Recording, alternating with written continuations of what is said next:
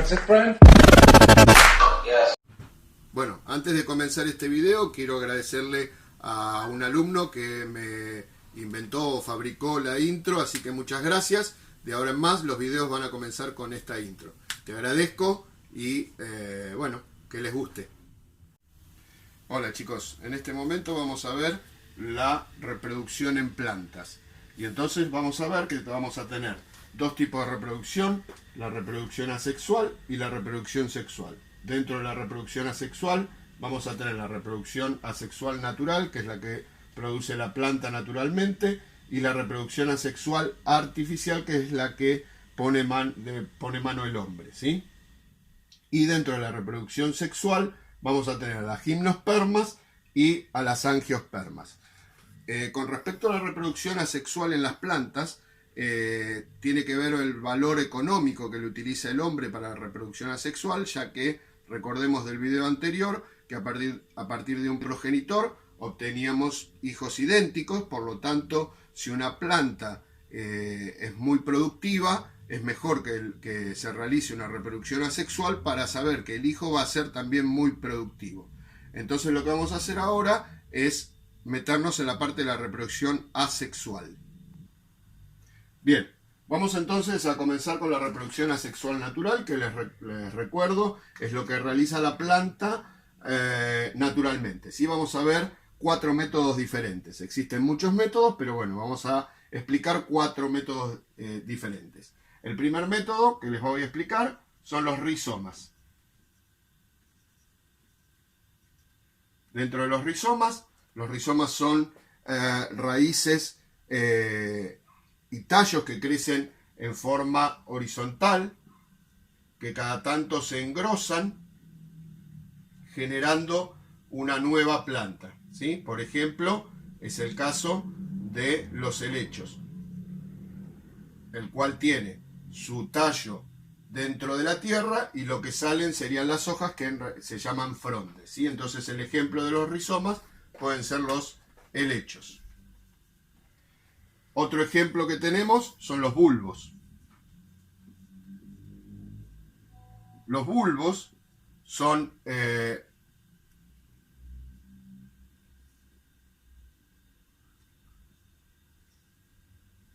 concéntricos, ¿sí? Son de hojas carnosas concéntricas que generalmente están enterrados, como por ejemplo la cebolla y los tulipanes.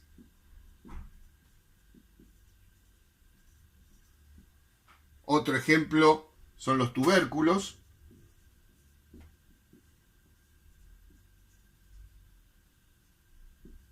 Los tubérculos son raíces engrosadas, en el cual dentro de ese lugar guardan toda la reserva de energía y tienen un sector que se llama yema, del cual van a crecer las hojas y las raíces, ¿sí?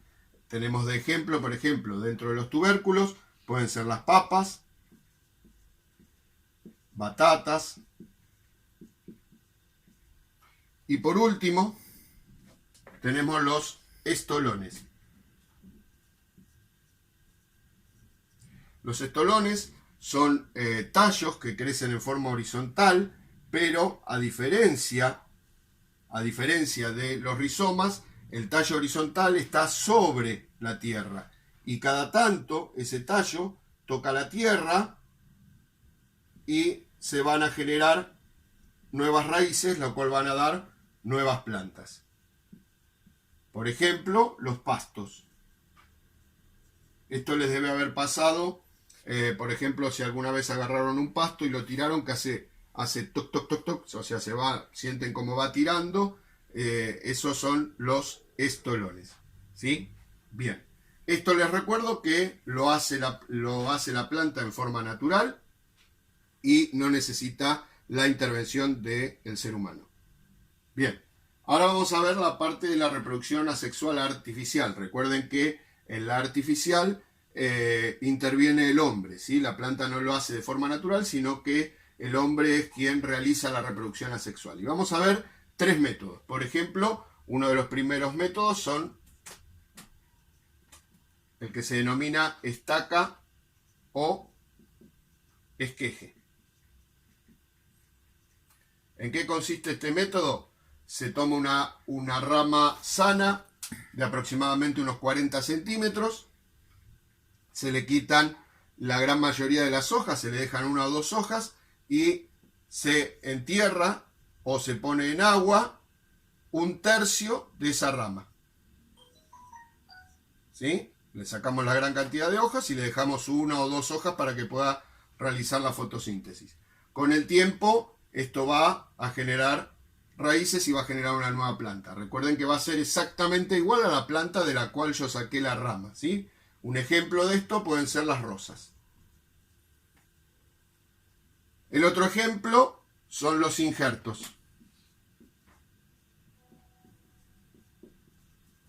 ¿En qué consisten los injertos? Se toma una rama sana de una planta y se le va a retirar con un utensilio cortante, se le va a retirar la corteza, un rectángulo de corteza. ¿Sí? Se toma otra rama sana de otra planta, ¿sí? Por ejemplo, vamos a ver un ejemplo acá, naranja mandarina, ¿sí? Tengo el árbol de naranja, le voy a recortar un rectángulo a la corteza, retiro esa corteza y voy a tomar una rama también sana de mandarina y la voy a cortar en B, ¿sí? La voy a cortar en B. Y esta rama se va a colocar en este rectángulo que yo quité y después se la va a vendar. Con el tiempo, como yo le retiré la corteza, con el tiempo este árbol de naranja va a abrazar a la rama de mandarina y la va a hacer propia, ¿sí? De ahí vamos a tener mandarinas injertadas con naranja. Entonces, por ejemplo, en este caso el injerto, naranja mandarina. Bien. Y el último que vamos a ver es el acodado o codo, que lo que se hace a una planta, se le toma una de las ramas también sanas. ¿Por qué le aclaro que sea sana? Porque si yo voy a realizar una reproducción asexual, esa rama que yo voy a tomar para realizar esta reproducción tiene que estar lo más fuerte posible. Por eso la rama siempre tiene que ser sana, ¿sí? Lo que voy a hacer entonces con esta rama sana es doblarla, o sea, producir lo que se llama un codo y cubrirla con tierra. ¿Sí? Cubro con tierra la parte que voy a realizar el codo. Con el tiempo, esta rama va a generar nuevas raíces. La rama va a seguir creciendo hacia arriba, va a generar nuevas raíces y corto la separo entonces de la planta principal, ¿sí? El acodado se puede realizar en cualquier tipo de planta, ¿sí? Cualquier tipo de planta resiste el método de acodado. Bien, ahora vamos a ver la parte de la reproducción sexual. Habíamos dicho que la reproducción sexual se producía en dos tipos de plantas diferentes. Unas gimnospermas y otras angiospermas. Vamos a ver las gimnospermas. Primero vamos a enfocarnos en la raíz de la palabra, ¿sí? Gimnos significa desnudo o desprotegido. Sperma, semilla. Por lo tanto, las gimnospermas se denominan o son plantas que tienen su semilla desnuda, ¿sí? En general se las llama coníferas. Como por ejemplo pueden ser los pinos, los abetos, por ejemplo el árbol de Navidad es una conífera, ¿sí? Son todas plantas que se las denomina coníferas ya que su aparato reproductor masculino se denomina cono, en este caso cono masculino, y el aparato reproductor femenino se lo denomina obviamente cono femenino, que en este caso se los engloba con el nombre de piña. ¿Sí? Por ejemplo, cuando ustedes van a la plaza y encuentran esas piñas grandes, ¿sí? Son la parte femenina o el aparato reproductor femenino de las coníferas. En este caso, si bien el árbol es hermafrodita, porque en la misma planta, en el mismo árbol, voy a tener los dos aparatos reproductores, se encuentran por separado. En una parte de la rama está el cono masculino, que va a generar el polen, donde en el interior va a estar el anterozoide, y en otra parte de la rama va a estar el cono femenino o la piña, en el cual en su interior va a tener a los óvulos listos para ser fecundados. Una vez que el cono femenino se fecunda, se abre y suelta las semillas, que son totalmente desnudas, o sea, están totalmente desprotegidas, y tienen según el tipo de conífera que sea, tiene como una aleta, que se llama aleta erífera, en el cual esa aleta va a permitirle a la semilla que el viento la pueda alejar de las coníferas, ya que la conífera suelta un líquido por debajo del árbol, que no permite que nada crezca bajo él. Por eso la semilla, para poder crecer, tiene que alejarse de la conífera, y utiliza este tipo de aleta, en la cual va a girar como si fuera, va a hacer círculos como si fuera un tipo de helicóptero. Dentro del grupo también de la reproducción asexual, entonces ya vimos las gimnospermas, ahora vamos a ver las angiospermas. También nos vamos a meter en la raíz de la palabra. Angio significa protegido. Sperma, semilla. En este caso, las semillas van a estar protegidas específicamente por un fruto, y su aparato reproductor son las flores. ¿Cuáles son las angiospermas? Todas las plantas que tengan flor. Entonces, aquella planta, sea grande, o sea un árbol o sea una plantita chiquita, si tiene flor, va a ser angiosperma. Es la última de las evoluciones de las plantas. Por lo tanto, su aparato reproductor va a estar centrado en la flor. Esa flor puede ser imperfecta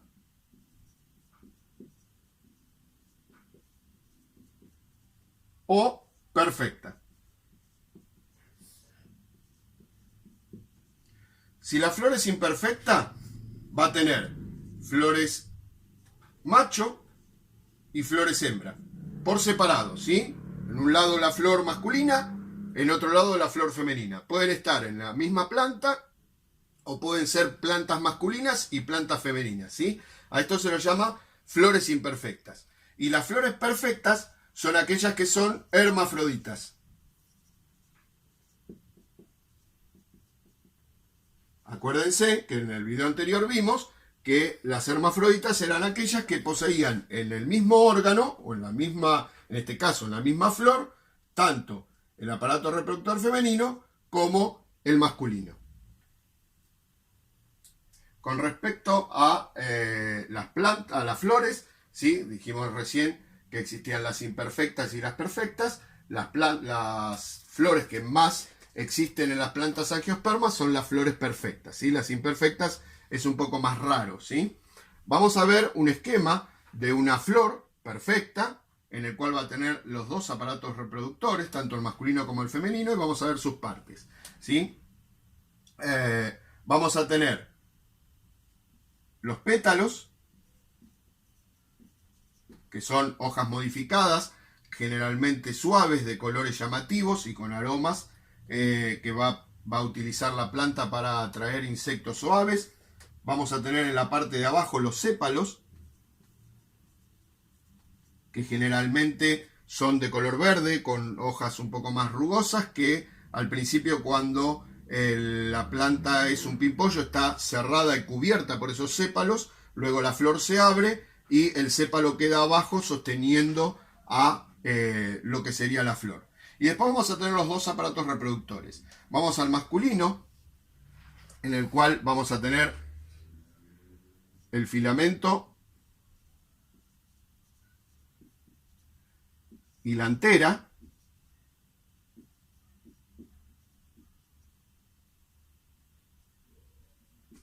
En la antera es donde se genera el polen, ese polen que se va a generar, que lo que tiene, el grano de polen tiene unos ganchos que le va a permitir a ese grano engancharse de las alas o las patas o la panza de insectos o aves. Ya vamos a explicar cómo hace para que esos animales se acerquen a la flor. Y después vamos a tener la parte femenina, que es el centro de la flor, en el cual vamos a tener el estigma, que es la boca de esta parte femenina. Después este tubo, que es el estilo.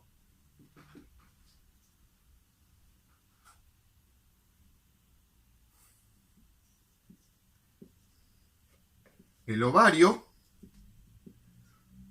que en su interior va a tener a los óvulos. ¿Sí? Cuando en el sector de acá abajo va a generar un líquido bastante dulce, en el cual eso va a atraer a los insectos, que le va a producir que el insecto se introduzca dentro de la flor, y para beber ese líquido, que se llama néctar, es un líquido muy dulce,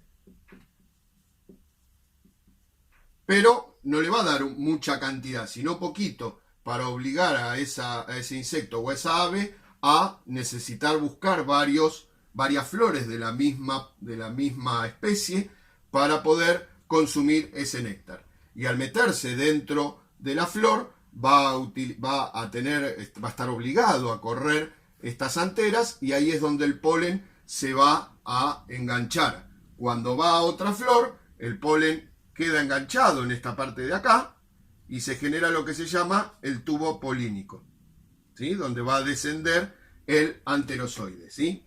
Una vez que la planta se fecunda, se secan los pétalos, se caen los pétalos, y esa flor, ya una vez fecundada, se transforma ahora en un fruto. Bueno, y por último vamos a ver la dispersión de frutos y semillas. ¿Qué significa la dispersión? ¿Qué estrategia utiliza cada planta para que esa semilla se aleje del árbol? ¿Sí? Recuerden que si la semilla cae debajo del árbol, no va a poder obtener los nutrientes necesarios para poder crecer.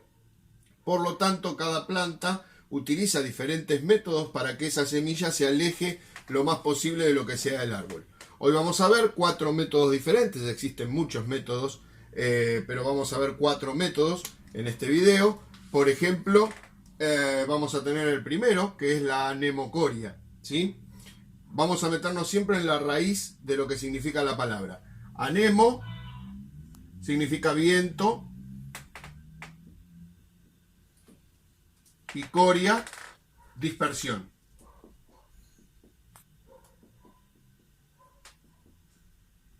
¿Cómo sería este método? Las plantas tienen generan en sus semillas unas estructuras que le permite que el viento pueda dispersarlas de esa planta. Por ejemplo, tenemos el diente de león, o lo que se llama el panadero, ¿sí? Que tiene unas estructuras en la cual, cuando está listo o está fecundado, el viento sopla ese diente de león o panadero, y va a ir soltando cada una de sus estructuras, que le permite, como son livianas, les permite flotar y ser llevadas por el viento lejos de lo que sería la planta madre. Otro método que tenemos, entonces acá vamos a poner por ejemplo el ejemplo de diente de león.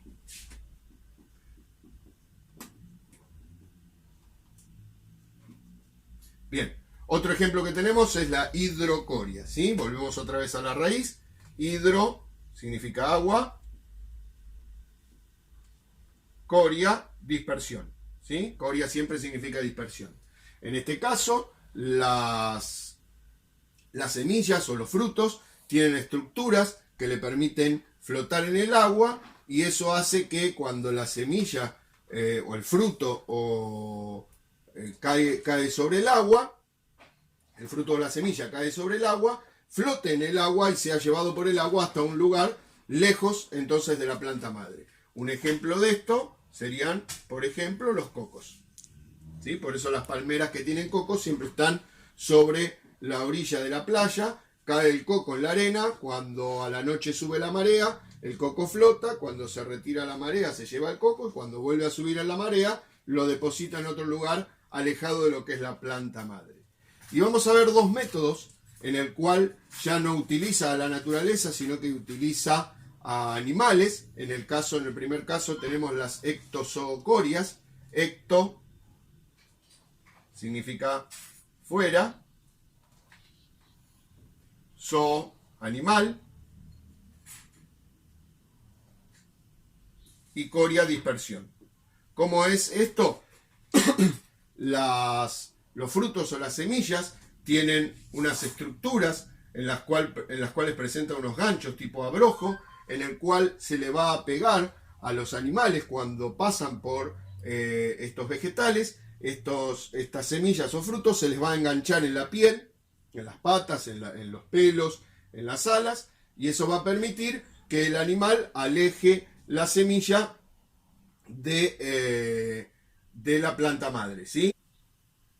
Por ejemplo, les debe haber pasado un montón de veces que hayan pasado en algún campo con los pastos crecidos y se les haya enganchado en los pantalones o en las medias unos abrojos, ¿sí? Este es el método ectozoocoria, ¿sí? En el caso nuestro, nosotros lo sacamos, los animales no pueden sacárselo, entonces se lo llevan y esas semillas se van cayendo lejos de la planta madre.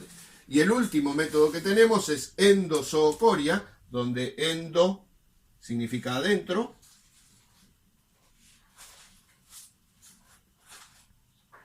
zoo, animal, y coria, dispersión, ¿sí? En este caso van a ser los frutos comestibles. ¿Por qué endo?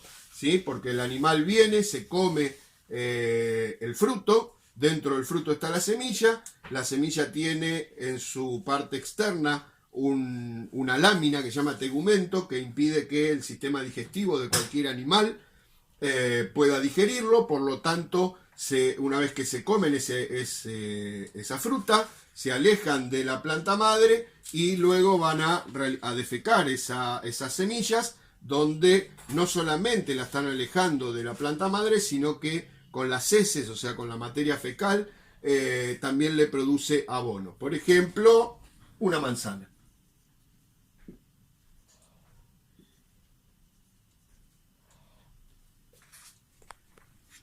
Bueno, espero que les haya servido este video. Nos vamos a ver, ya les voy a mandar este video y los vamos a rechequear en el Zoom. Vamos a quitarnos las dudas sobre el trabajo que vamos a realizar sobre este video. Nos estamos viendo. Mucha suerte. Cuídense. Hasta luego. That's it, Brian? Yes.